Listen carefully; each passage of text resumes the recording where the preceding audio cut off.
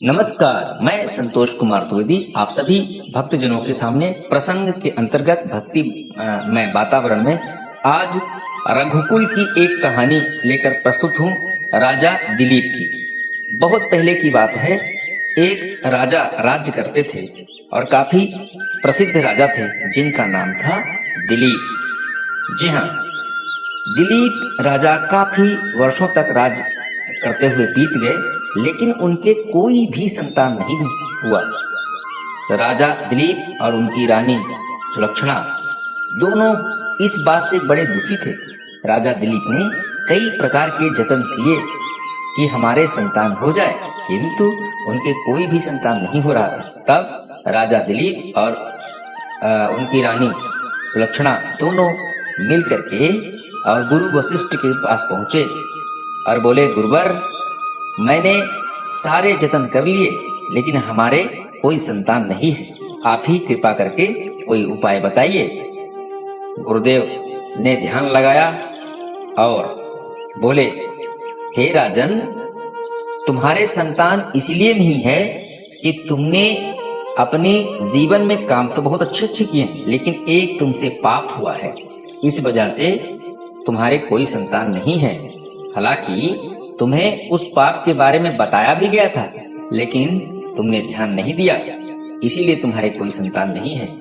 राजा दिलीप ने कहा, गुरुवर, आप कृपया करके उन बातों को मुझे फिर से स्मरण दिलवाइए, याद दिलवाइए, मेरे से कौन सा पाप हुआ है।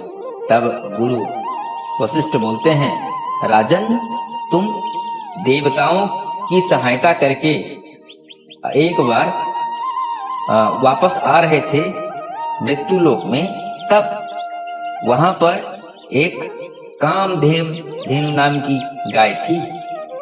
तो वहां से तुम निकल गए, लेकिन तुमने गौ माता को प्रणाम नहीं किया। इसी वजह से गौ माता तुमसे रुष्ट हो गई और तुम्हारे कोई संतान नहीं हो रहा है। यह बात सुनकर के राजा दिलीप जो है काफी दुखी हुए। बोले, हाँ गुरुदेव, ये पाप तो मेरे से अवश्य हुआ है, तो बताइए इसका निवारण कैसे होगा। तब गुरु वशिष्ठ ने कहा, लो, मेरे पास एक नंदनी नाम की गाय है जो कि कामदेव की लड़की है। आप इसे ले जाओ और इसकी तुम राजा रानी मिलकर के खूब सेवा करना।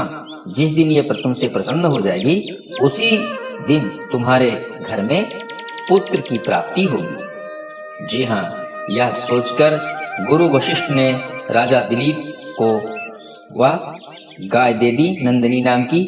राजा रानी गाय लेकर के अपने घर आए और उसकी तन मन धन हर प्रकार से सेवा करने लगे। रातों दिन गाय के साथ ही रहते थे। गाय जब जंगल चरने जाती थी, राजा दिलीप और रानी उसके पीछे पीछे जाते थे, यानी सब कुछ भूल के सिर्फ गाय सेवा में लग गए। एक दिन की बात है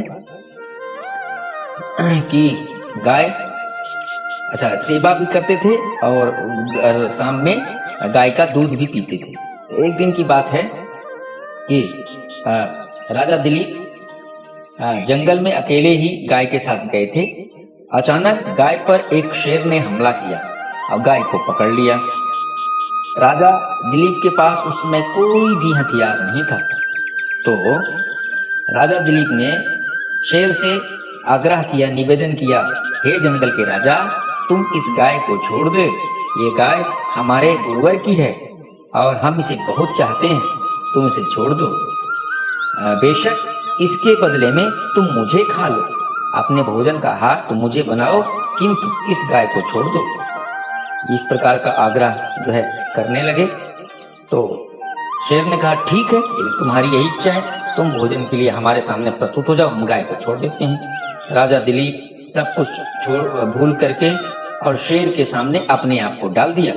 जैसे ही शेर के सामने अपने आप को डाला, वैसे ही जो नंदनी रूपी गाय थी वो बोली, हे राजन, तुमने अपने निस्वार्थ भावना से मेरी सेवा की, मेरे दूध का ही सेवन किया और तुम राजा रानी पवित्र रूप से मेरी सेवा की है, इसलिए जाओ अब तुम्हारे घर में एक गुणवान पुत्र की प्राप्ति होगी।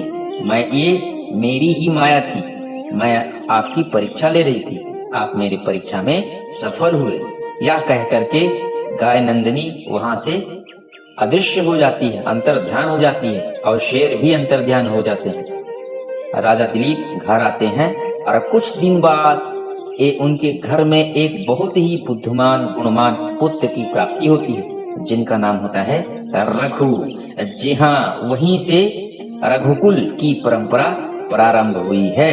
तो आशा है ये कहानी आप लोगों को अवश्य पसंद आई होगी। आप सभी से निवेदन है कि आप सभी लोग गौ माता को प्रणाम कीजिए, गौ माता का आदर कीजिए, गौ माता का सम्मान कीजिए, क्योंकि गाय ही एक ऐसी मतलब जीव है जो हम मानव के लिए निस्वार्थ भावना से अपना दूध पिलाकर बड़ा करती है, और उसका दूध अत्यधिक लाभकारी होता है और हर लोक में गाय पूजनीय मानी जाती है। एक बार बोलिए गौ माता को प्रणाम, और सच्चे दिल से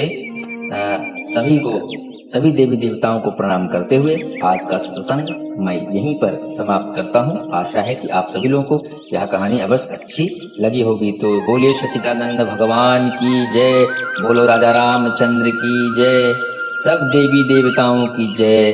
जी हाँ, संतोष कुमार द्विवेदी, देश की राजधानी दिल्ली से। नमस्कार।